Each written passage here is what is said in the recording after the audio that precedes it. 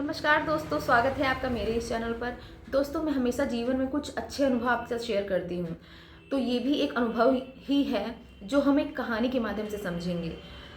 दोस्तों, हम पिक्चर में देखते हैं अंत हमेशा ही अच्छा होता है, लेकिन रियल लाइफ में ऐसा नहीं होता है। रियल लाइफ में तो अंत में अंतिम संस्कार ही होता है।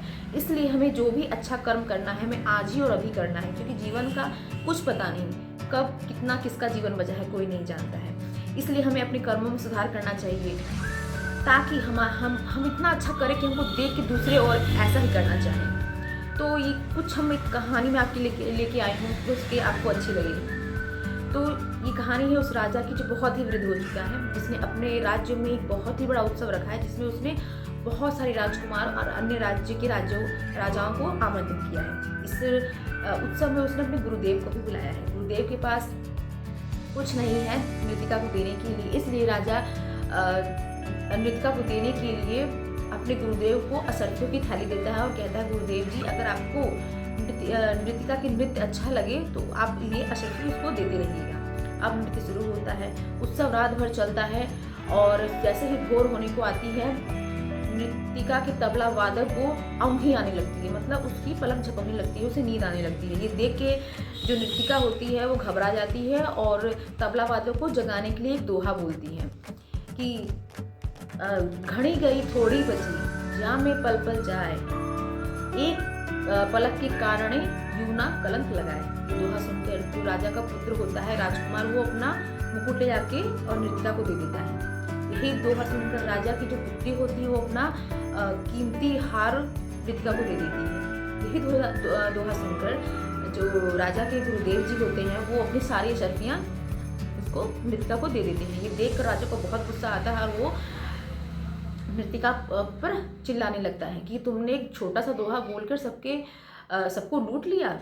इस पर गुरुदेव जी कहते हैं कि नहीं पुत्र, आप इस नृतिका को मत कुछ कहिए। इसके एक दोहे ने मेरी आंखें खोल दी। मैंने अपना पूरा जीवन पूजा पाठ और भगवान की भक्ति में गुजारा और अंत समय में क्या नृत्य देख रहा हूँ।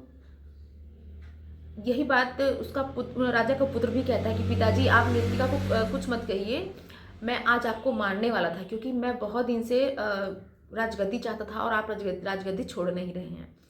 इसी पर राजा की पुत्री भी कहती है, हाँ पिताजी, आप इसको कुछ मत कहिए, मैं आज महावत के साथ भागने वाली थी, क्योंकि आप मेरी शादी की परवाह नहीं कर रहे हैं, कोई मेरे लिए वर नहीं ढूंढ रहे हैं। ये बात सुनकर राजा की आंखें खुलती हैं और वो कहता है अपने पुत्र को, मैं आज ही संन्यास लेता हूँ राजगद्दी से और आज तुम्हें इस राज्य का राजा घोषित करता हूँ।